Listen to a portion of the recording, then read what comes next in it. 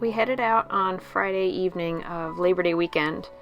It's kind of hard to get out of the house on Friday after work, but it's worth the effort because it just makes the weekend feel that much longer.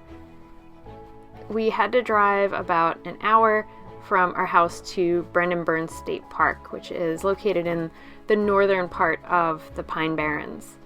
And this is a park that we've been to before, but we haven't been there for quite a while, and we've never had the Scamp there.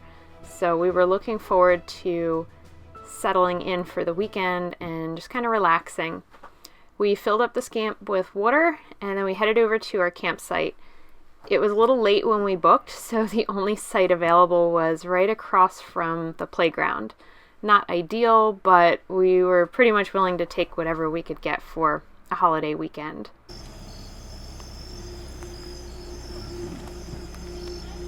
Good. Yep.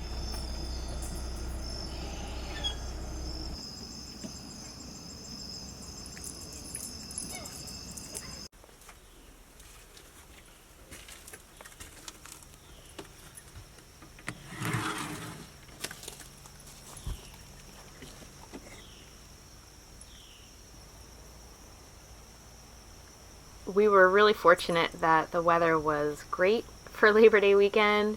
It was sunny, it was warm but not too hot, and even though the campground was really crowded, it wasn't super noisy. So I feel like we might be breaking the camping curse. Just water, dog. It's water.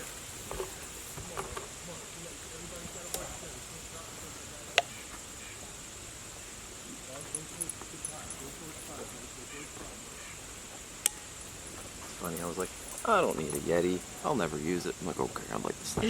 You like it. You pick up the spoons? Yep. In our normal daily life, mornings are usually kind of rushed and hectic. So when we get to go camping, we really take it slow in the morning. We sit outside, we drink coffee. When I'm ready, I'll start to cook breakfast.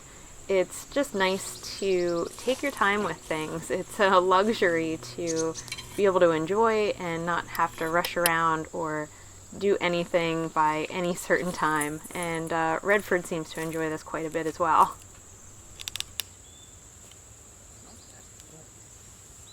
We slept, we had caffeine, and we ate breakfast. And now I feel like we're finally ready to be fully functioning people again. So we're going to head over into the park and just kind of walk around and explore a little bit. We've been here before, but it's actually been several years since we've stayed at this park, and we just kind of feel like taking it super easy today.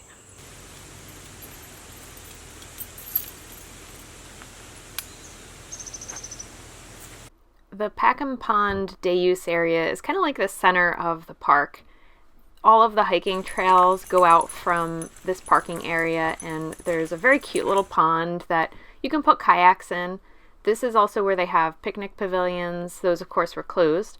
And the cabins that they have are right along the side of the pond here.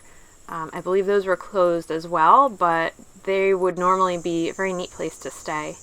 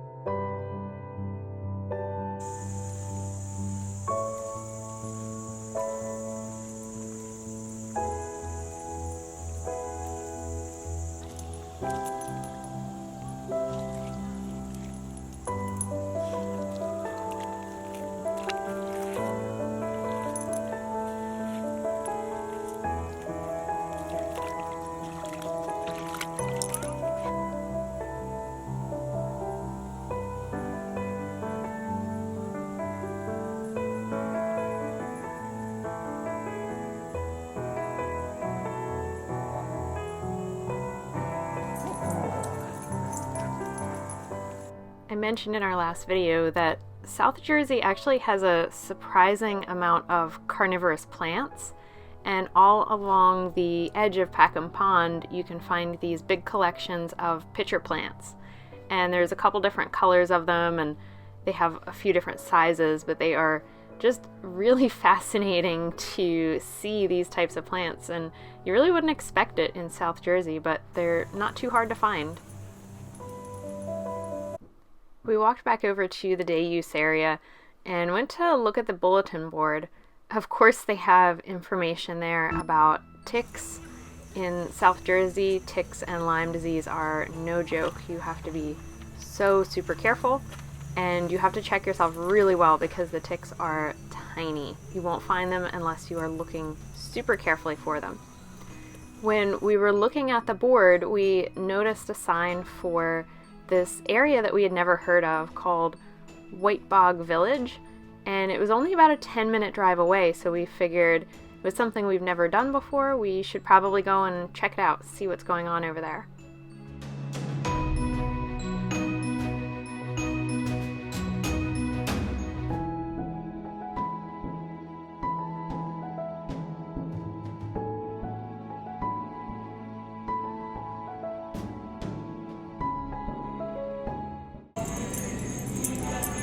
What the hell did we stumble across? I don't know, but this is a pretty good find for just driving somewhere on chance.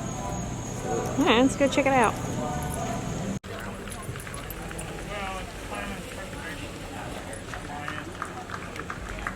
It just so happened that they were having a festival at Whitesbog Village. There were vendors outside and there was live music and a stage set up.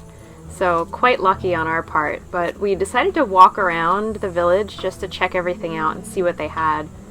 This area is very well known for cranberry and blueberry production. You actually drive through a lot of cranberry bogs on the way to Brendan Byrn and into this area.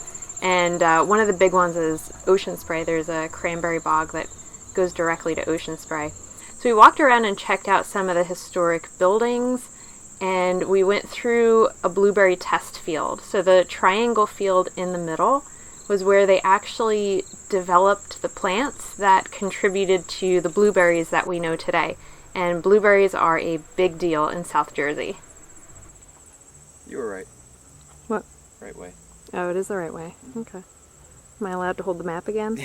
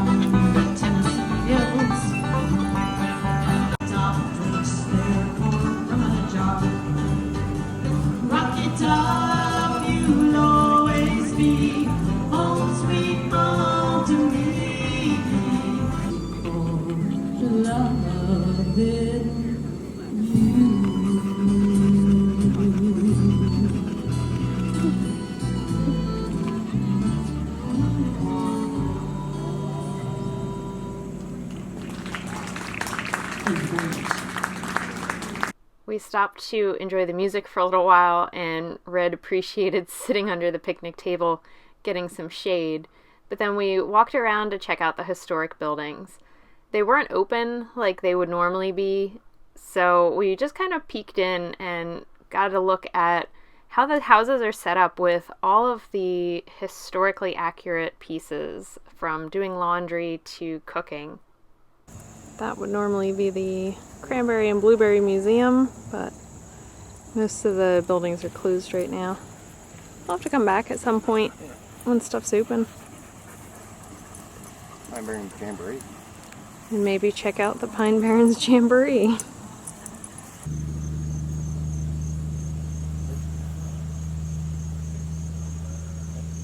not helping. He's getting tired.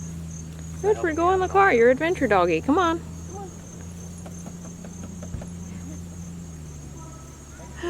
so lazy. Use your legs. Okay. Pat just went to get some firewood. We're heading back to the Scamp.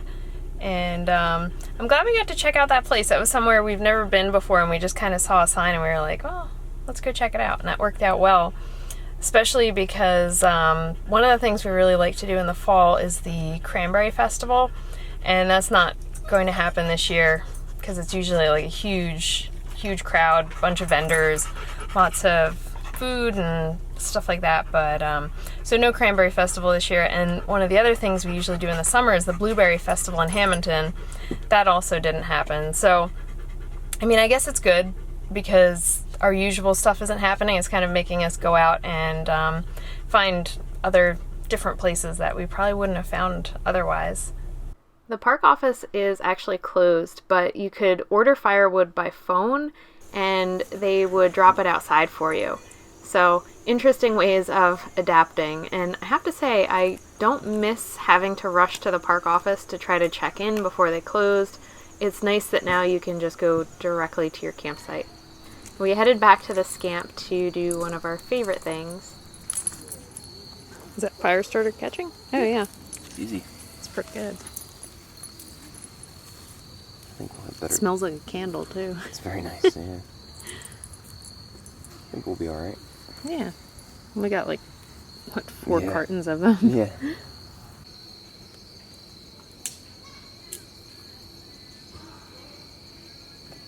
This time of year, it's just starting to get a little bit chilly at night, and it's so nice because it makes the process of enjoying the campfire that much better.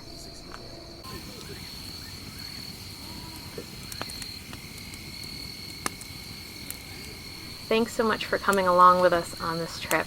We have more to share with you from our Labor Day weekend trip, and we also have a bunch of videos that we're getting ready, including getting the Scamp and the tiny house ready for the winter, our trip to Gettysburg with Patrick's family, and Patrick's birthday weekend trip where we took out the Scamp and we show you some of the things that we've updated to make sleeping in the Scamp more comfortable.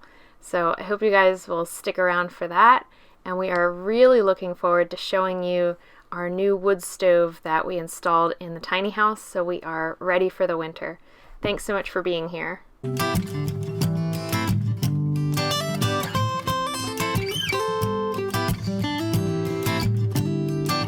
Well, you worried about you and me, the injustice, the next president to be, the news and what you hear, your career. It's time for you to face those fears, and it's all fair to be aware, and I'll be there, so don't be scared. Just take a deep breath of air, and 1, 2, 3 to 10, you begin to focus again, and though time flies, we'll have enough to realize